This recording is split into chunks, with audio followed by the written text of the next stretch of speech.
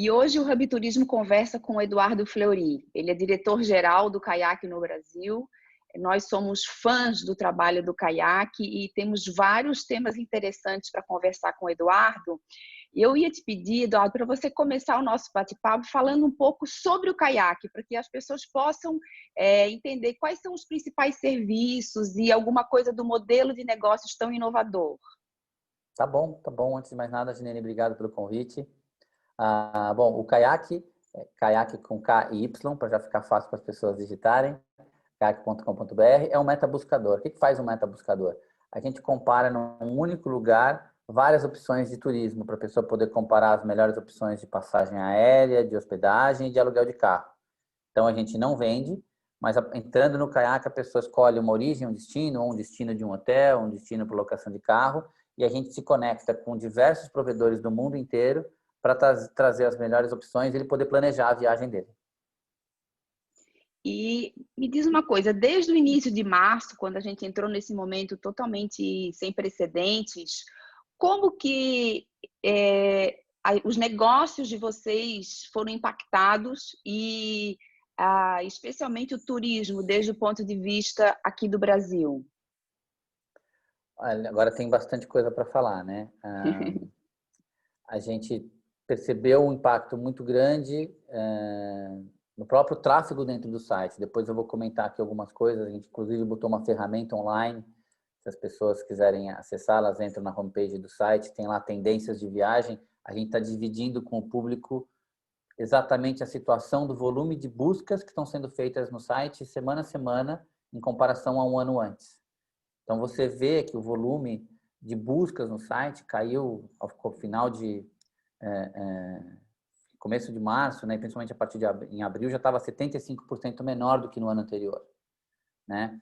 Falando especificamente de Brasil, ainda falando do comportamento de buscas no site, né, lembrando que a gente mede uma intenção de compra. A gente não sabe se a pessoa depois da busca clicou e de fato comprou, mas ela está buscando mais. Então, por exemplo, quando os Estados Unidos, ao final de fevereiro, anunciou que ia barrar a entrada de brasileiros, a gente teve um pico gigantesco de buscas.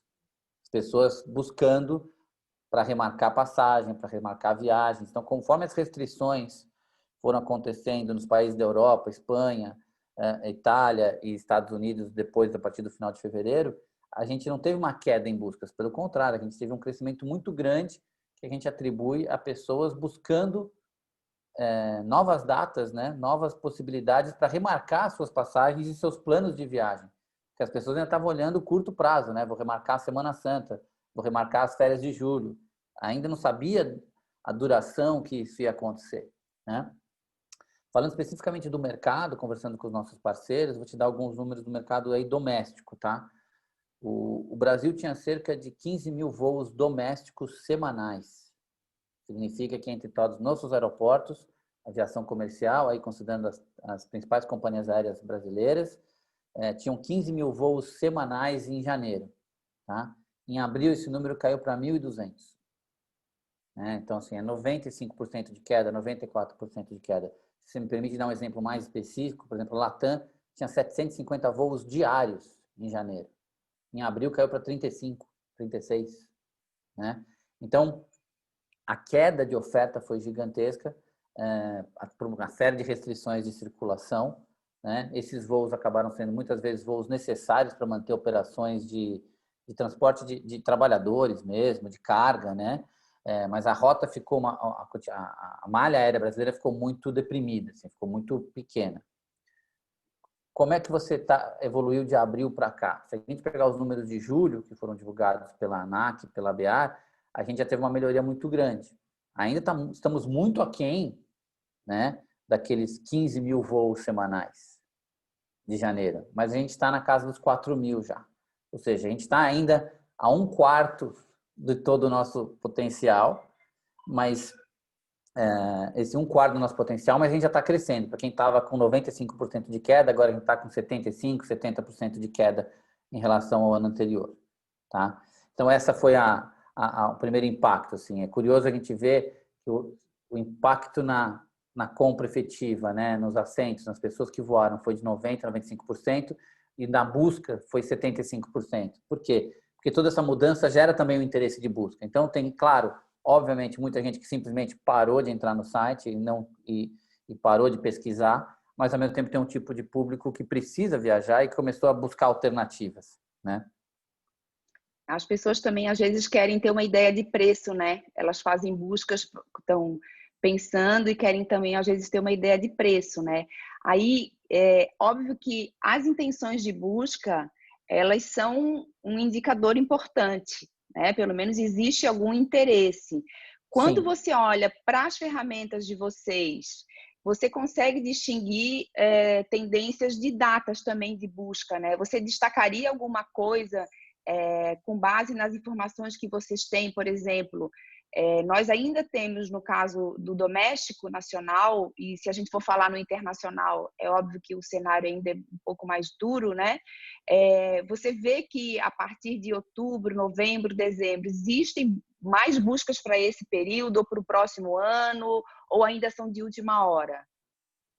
Eu vou separar a resposta em duas partes, Janine. Tem o que a gente vê observando o comportamento do usuário no site, o que de fato ele está buscando e para que data, e tem o que brasileiros em geral nos responderam numa pesquisa que a gente fez no final de maio, começo de junho. Então, respondendo a primeira parte da sua pergunta, historicamente o brasileiro não se programa com tanta antecedência como deveria. Uma das nossas bandeiras é falar, olha, se você se programar com antecedência e pesquisar com mais antecedência, você consegue preços melhores, né?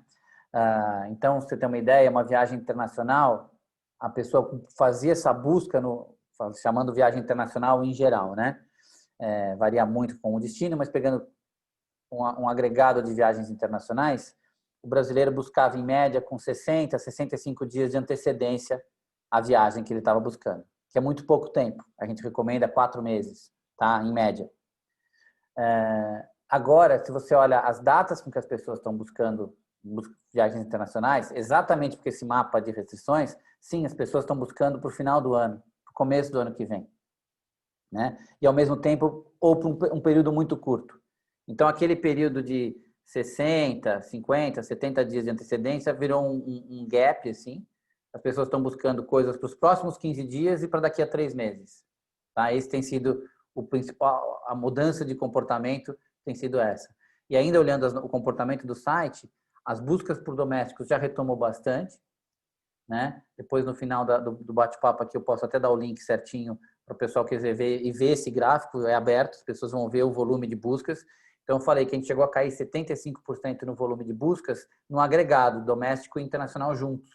Quando a gente separa essas duas linhas, o internacional ainda está cerca de 70% do que era no passado, mas o doméstico já está recuperando um pouco mais. Está na casa dos 43% do volume que era no passado, 50% do volume que era no passado. Então, de fato, está voltando, as pessoas estão buscando mais doméstico. Então, isso é o comportamento do usuário no site do Kayak, como é que ele está buscando. Só quando a gente conversou com as pessoas no final de maio, primeira semana de junho, falando assim, e aí, como é que estão os seus planos de viagem? Você pretende viajar nos próximos 6 meses? Ou seja, você pretende viajar até o final do ano? 83%, aliás, 17% falou que não pretendia viajar tão cedo. Não estava nem pensando em viajar, tá? Dos 83% que pretendiam viajar, tá? 43% disse que pretendia viajar nos próximos 6 meses. Então, é um dado interessante, assim. A gente, ao final de junho, ao final de maio, começo de junho, a perspectiva das pessoas entrevistadas, foram 2.500 pessoas entrevistadas por formulário eletrônico, e não eram necessariamente usuários do site, a gente pegou pessoas nas redes sociais, com perfis diferentes, para ter um espectro maior e não ter o viés de só pessoas que já usam o site. Mostrou isso, né? 43% dessas pessoas pretendiam viajar nos próximos 6 meses. E algo que é muito interessante é que, entre essas, quando a gente perguntava qual o meio de transporte que você vai usar para viajar, 51% falava que pretendia viajar de avião, né? Então, assim, a gente viu isso como tendência na nossa pesquisa. Ao mesmo tempo, no comportamento do site, a gente vê o vertical de aluguel de carro e pesquisa por carro crescendo muito. A gente já está com o volume de buscas de carros que a gente tinha em janeiro, né? que não faria sentido se você entender o mercado deprimido que eu acabei de descrever, mas o vertical de carros já está com volume muito alto. Claro que o perfil é um pouco diferente, talvez a pessoa antigamente entrava no caiaque para pesquisar o aluguel de carro em Miami, agora está pesquisando o aluguel de carro em Florianópolis, pesquisando um aluguel de carro no Rio de Janeiro, em São Paulo, enfim, viagens mais próximas, né, em Paraty, interior de Minas, mas as pessoas estão tendo esse comportamento. E quando a gente fala tem uma diferença, né, do comportamento do site e da pesquisa. E quando a gente pergunta o motivo da viagem, né, e a gente vê uma questão importante, só 6% dessas pessoas falaram que o motivo era trabalho. A maior parte era viajar com familiares ou parentes, ou para visitar parentes. Então, a gente vê que, de fato, a gente se acostumou com uma dinâmica de poder viajar com mais frequência para visitar a família e viajar com amigos, e que essa pandemia gerou esse isolamento forçado, e que quando a pessoa retorna aos planos de viagem, a primeira coisa que ela está pensando, e isso é cerca de 60%, 70% das respostas, caminha nessa direção de falar ou vou viajar com a família ou vou visitar familiares. É interessante porque a gente vê lá em março, eu me lembro de conversas que a gente teve várias vezes sobre as tendências, o que ia acontecer, e a gente projetava um pouco isso, né? Assim, num cenário ainda muito confuso, mas projetava essas viagens, né? Regionais, de carro. Isso é legal porque também traz novos produtos, né? Você vai descobrir outras atrações e atividades para ter perto das residências, então acaba sendo também positivo. Por esse perfil de vocês de busca, vocês têm como trazer para a gente algum insight sobre o uso de tecnologias? Por exemplo, existe as pessoas dizem que a gente tenha mais acesso, né, à tecnologia ou a novas formas, fomos meio forçados a nos atrever a usar aquilo que a gente não tinha. Você acha, por exemplo, que existe essa novidade, isso ampliou um pouco o acesso das pessoas e que vai ser benéfico para o setor de viagens? Falando em tecnologia especificamente nesse momento, eu acho que assim essa situação que a gente está vivendo de pandemia e de restrições acelerou em muito a adoção de várias tecnologias, né? Seja nas companhias aéreas, seja nos hotéis, hospedagem, aluguel de carro. Exemplo simples, por exemplo, os protocolos de higiene que você tem que seguir para dar uma condição de segurança na prestação de serviço faz com que você queira diminuir as possibilidades de contato. E isso faz com que toda a cadeia repense os seus processos. Então, assim, quanto menos contato tiver no check-in, melhor. Quanto mais fácil for o tempo para você redistribuir o fluxo de pessoas dentro do aeroporto para você poder fazer o check-in com menos aglomeração, melhor. O aluguel de carro, que você eventualmente não precisa falar com ninguém, você desbloqueia o carro pelo app, melhor. Tudo isso é uso de tecnologia. Hotel, por exemplo, é uma coisa que é dada como certa, mas estava demorando para acontecer, né? Que é a questão de você poder operar o seu quarto, inclusive abrir a porta do quarto, tudo pelo aplicativo, por celular. Isso demanda um investimento, né? Nos hotéis para que sejam feitos. Mas isso é algo que todo mundo aqui já viveu, né? Guardou a chave do quarto junto do celular quando foi para a piscina, chegou no quarto de volta, a chave não funcionou e você não tem uma segunda chave. E você nem tem como contatar alguém do hotel ali perto. Vai até o final do corredor, pega o telefone, liga, fica esperando alguém. Invariavelmente, você pega a chave com alguém que está com você no quarto, que você pede para trazer, ou você vai até a recepção e busca. Ou seja, é uma coisa super anacrônica do dia a dia e que está aí acontecendo há anos. Com a questão de falar assim, poxa, vamos evitar contato e vamos deixar isso mais fácil, acelerou esse processo. Está todo mundo se automatizando e buscando implementar tecnologia para deixar a experiência, não vou dizer mais digital, mas a experiência com componentes digital para deixar a experiência mais fácil e, mais consequentemente, fácil, mais fácil de seguir os protocolos de segurança e higiene, né? Então, aqui eu dei 3 exemplos, né, do aéreo, do hotel e do aluguel de carro, que isso é uma parte. E tem toda outra parte de tecnologia aplicada ao comportamento do usuário antes da viagem, né? Então, você tem hoje uma série de coisas que você eventualmente faria antes da viagem, ou deixaria para fazer no destino, que você começa a comprar ingresso com antecedência, reservar passeio com antecedência, coisa que você já podia fazer antes. A tecnologia estava disponível, mas nem sempre era utilizada. E acho que essa situação forçou a gente a tentar usar o máximo de tecnologia possível nos processos internos ou clientes com consumidor, para deixar a viagem mais fácil. Eu tinha sempre a impressão que aqui no Brasil, uma impressão minha, era que o turismo precisava avançar um pouco nessa questão da tecnologia para a experiência, que a gente amadureceu muito nos últimos anos na tecnologia de gestão das empresas, né? Mas da experiência do nosso cliente, nem sempre a gente tinha avançado tanto. E esses exemplos que você trouxe, Eu né? vou te dar dois exemplos. Eu vou te dar dois exemplos. Um que mostra que isso não é só do Brasil e outro que mostra que o Brasil tem coisas que ainda não mudaram. Exemplo, fora do Brasil. Esse exemplo que eu te falei da chave no resort, que você não tem com quem falar e a chave deixa de funcionar, é fora do Brasil, tá? Uhum. Nem todos os hotéis, os resorts da região de Cancún, os em Orlando, etc., tem essa estrutura, todo mundo digitalizado até um ano atrás. Você tem alguns casos de sucesso, mas não era algo que estava todos os hotéis super digitalizados. Em grandes redes ainda devendo nisso. Então, e ao mesmo tempo, você tem um processo em todos os hotéis que é o cadastro de hospedagem. Como é que você faz o cadastro de hospedagem agora? Você vai ficar acumulando aquele papelzinho de novo? Né? Você já digitalizou aquilo, o processo continua sendo um processo anacrônico que hoje só gera mais contato, né? Você tem o papel, você tem a caneta, você tem tudo isso, e que é uma obrigação do estabelecimento. Espero que caia logo, que digitalize, que seja algo que seja mais reformado, né? Pelo setor, mas isso é uma coisa completamente anacrônica e que gera muito contato desnecessário e ainda está acontecendo no Brasil.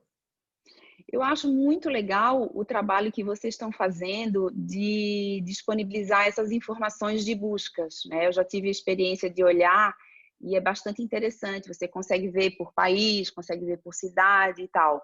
Normalmente, essa utilização ela é feita mais pela indústria ou mais pelo consumidor final? Você fala dessas informações. Bom, são duas coisas, né? A gente acabou se reinventando um pouco também com o serviço que a gente presta, né? Então, assim, Uhum. desde o início da pandemia, a gente começou a colocar uma série de informações numa área que a gente chama de Hub Covid. Se você entrar na homepage do site, você vai achar lá. Já tem um alerta bem grande. Se você, qualquer dúvida que você tiver, clica aqui, você vai ver como remarcar sua passagem, que cuidados você tem que ter, o que você tem que pensar no seguro viagem. Você tem pontos específicos do tipo mapa de restrições, ou seja, quais são os países que não estão deixando estrangeiros entrar, né? Políticas de segurança, o que as companhias aéreas estão adotando, os hotéis estão adotando. Logo no começo da pandemia, a gente acrescentou um filtro que a gente chamou de políticas flexíveis, ou seja, todas as companhias aéreas que já estavam adotando, que hoje todas adotam, né? Porque virou padrão, virou uma obrigação para você poder conseguir comercializar, você tem que ser flexível com a remarcação e eventual reembolso. Mas no início não era. Então a gente começou a marcar todas as companhias que tinham essa política flexível, a gente criou esse filtro chamado políticas flexíveis. Falei assim, ó, eu quero voar daqui para tal lugar no final do ano, mas eu só quero que você me traga companhias que vão me permitir remarcar, né? Uhum. Que tem uma política flexível. Esse foi um filtro super usado. Então, todas essas ferramentas que eu estou te falando, elas são usadas pelo consumidor em geral, né? O que você colocou, que é a página que a gente chama de tendências, que a gente coloca esses gráficos, essas tabelas, eu acho que ainda o usuário está olhando muito como curiosidade, porque aquilo é pós-facto, né? Ele está vendo o que aconteceu na última semana e fala assim, nossa, Maranhão está crescendo há 5 semanas seguidas, que interessante, mas ele não, de repente ele não toma nenhuma atitude de mudar os planos dele de viagem em função disso. Geralmente isso reflete melhoria de qualidade de saúde, de redução de propagação dos casos da pandemia numa região ou outra, mas não necessariamente isso está atrelado, né? Agora, quando você pergunta o setor, sim, a gente teve muita gente do setor perguntando se isso aqui não podia virar, inclusive, uma consultoria, né? Que não é o papel do Kayak, mas a gente não tem esse braço. O dado está lá disponível, você pode usar como quiser. Mas até algo que a gente ficou pensando, assim, né? Quem sabe no futuro a gente possa ter um serviço de consultoria de dados para inteligência de informação para secretarias de turismo e o setor em geral, porque geralmente eles acharam muito interessante a gente ter essa transparência e dividir isso com eles, e agora eles querem mais, querem saber com mais antecedência, querem saber numa outra janela temporal, não só a última semana, mas olhar o meu destino de hoje até o final do ano e conseguir usar isso como um dos insumos de dados que eles usam para planejar as políticas de turismo na região. Isso é excelente, porque ajuda, né? A indústria precisa desses dados para poder trabalhar os seus planejamentos, né? Bom, eu vou te fazer agora uma última pergunta. A gente vai disponibilizar no link do podcast todos essas os links. conexões com vocês, para que as tá pessoas bom. possam ouvir. E aí, como vocês estão aí olhando para os mercados e para essas tendências de buscas, você sente que há não só uma flexibilidade de mudanças, de remarcações de todas as empresas, mas, ao mesmo tempo, uma política de preços mais acessíveis para que a gente possa estimular a demanda? Qual é a sensação que vocês têm a partir das informações e do trabalho na ferramenta? Eu vou responder de várias formas a sua pergunta, porque assim, o principal papel nosso é fazer uma comunicação responsável, né? Então, a gente não está estimulando demanda para a pessoa viajar se ela não deve viajar, né? Antes de tudo, ela tem que pensar em segurança, tem que ver se ela pode, se ela está num grupo de risco, se ela deve evitar viajar, se ela realmente precisa viajar ou quer viajar, se o destino para onde ela está indo, se ela pode ir para aquele destino, se aquele destino está aberto. Às vezes até uma dica muito prática. A pessoa quer viajar na segunda para um destino e voltar no outro domingo, né? Ficar um período fora. De repente, pela redução da malha aérea, aquele destino que tinha voo diário não tem mais. E se você fizer o voo buscando segunda-feira, não vai ter voo de segunda mais. Ele tem o voo na quarta. Então, até uma coisa que a gente recomenda às pessoas que estão acostumadas a fazer pesquisas com uma data fixa, começar a fazer com datas flexíveis, porque pode ser que aquele voo vai aparecer um voo muito caro com 2 escalas, porque você buscou você queria viajar no sábado e não tem mais aquele voo de sábado. Então, para fazer aquela viagem aos sábados, só de uma outra maneira. Mas se você usar as datas flexíveis, você consegue se adequar ao que tem de oferta no mercado hoje.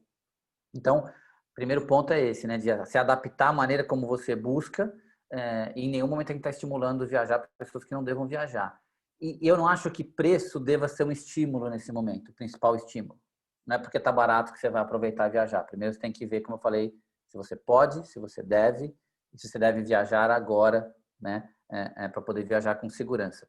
Feito isso, aviões hoje são uma das maneiras mais, com protocolos, talvez o protocolo mais auditado possível que se possa viajar. Talvez nem no seu próprio carro você tenha tanto protocolo de higiene quanto vai ter no avião. Verdade, né? Você fica mais relaxado. Né? Então, acho que avião, a gente viu uma pesquisa outro dia da Bloomberg divulgando dados do MIT, que a chance de você ser infectado no avião é algo como 1 em 5.000, 1 em 4.900 alguma coisa. Então, assim, bem, não é que é impossível, mas ela é baixa. Então, você pode viajar com segurança, os protocolos estão sendo seguidos. E aí, quando a gente olha a questão de preço, eu acho que a gente tem que pensar no setor como um todo, Janine. Eu tenho falado que a gente vai passar por um momento de muita colaboração e ressignificação do turismo. O que eu quero dizer colaboração e ressignificação? Não dá para a companhia aérea ter uma postura, e ela não teve, as companhias aéreas foram muito, digamos assim, parceiras nesse sentido, nesse momento, de pensar e falar, poxa, quem está viajando agora, quem viajou em abril, é porque realmente precisava. Então, se eu cobrar o triplo, ele vai ter que pagar, porque ele realmente está precisando viajar. As companhias aéreas não fizeram isso. Né? Graças a Deus, não fizeram. Mas vamos dar um mérito a elas também. Elas poderiam ter feito numa restrição, elas falaram assim, poxa, tô com 95% de voos a menos. A taxa de ocupação caiu de 80% para 20%. Essa pessoa que precisa viajar, ela vai viajar. A R$ 500 ou R$ 2.000. É trabalho, é um médico, então, elas não fizeram isso, né? Não, pelo menos eu não tenho notícia de nenhum caso desse sentido. Por outro lado, você teve uma queda gigantesca no volume de viagens corporativas, que às vezes sustentava o ganho da companhia aérea para que ela pudesse cobrar outras passagens mais baratas, tá? Então, assim, toda essa engenharia que eles chamam de revenue management dentro da companhia aérea, né? Como é que você administra as receitas por antecedência, perfil de público e data da viagem, toda essa lógica desapareceu nesse período. Então, assim, o pessoal literalmente voltou para a prancheta, está mantendo as operações, está fazendo alianças, ou seja, tem companhias aéreas que concorriam, eventualmente até por preço numa determinada rota, falando, vamos voar junto, vamos fazer code share. Um dia vou eu, no outro dia voa você. E a gente compartilha os públicos. Essa é a cooperação, né? E claro, como tem uma demanda muito baixa, assim, na média estamos com preços mais baixos, né? Então, se você pegar a viagem para o Rio e de volta agora para outubro, você vai ver passagens como, eventualmente, R$ 290 e de volta, e não é nenhuma promoção, tá lá todo dia, tá? Por quê? Porque tem ainda uma oferta maior do que a demanda. As pessoas ainda não estão voltando a viajar como iam antes. Mas, de novo, eu acho que essa colaboração entre as companhias aéreas é muito saudável. Não faz sentido, nesse momento, você ter 10 companhias aéreas ligando Brasil e Estados Unidos, por exemplo.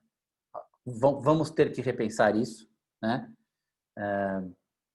Até para que no futuro a gente continue tendo a prestação de serviço dessas companhias aéreas, a gente volte a ter opções, né? Agora é um momento de colaboração. E quando eu falo de ressignificação, eu acho que talvez também tenha isso, né? Era bom, a gente acostumou que também era muito fácil viajar, né? Você não precisava, às vezes, se planejar com tanto tempo. Você fala assim, vou esperar uma promoção aí, a hora que tiver a promoção eu viajo, né? Pego aí uma passagem e viajo. E isso não vai acontecer com tanta frequência mais, né?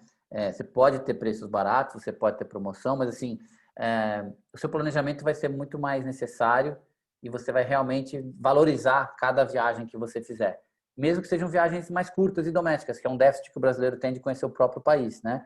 Fala de férias, a pessoa quer ir para o Caribe, quer ir para fora, e ela tem muito para fazer dentro do país ainda. Então, com todas as restrições de fronteiras, a possibilidade de viajar dentro do país, acho que o voo doméstico vai voltar mais rápido que o internacional. O voo de lazer vai voltar mais rápido do que o turismo de negócios. E vamos ter que nos adequar a essa nova realidade de preço, que é um resultado da oferta e da demanda por esses destinos.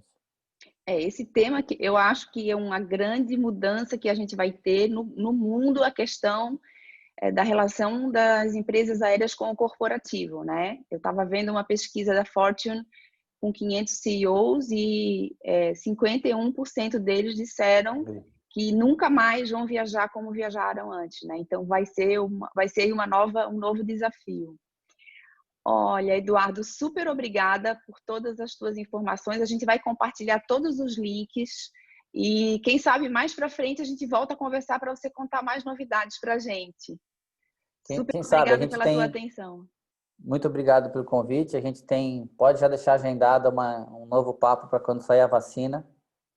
Quanto antes, acho que isso vai ser aí sim, uma nova virada para o segmento e que seja breve. Vamos. E estamos todos trabalhando junto. Eu acho que o setor de turismo no Brasil está fazendo um trabalho muito legal de cooperação, como você falou. Super obrigada e bom trabalho, tá? Obrigado para você também. Tchau, tchau.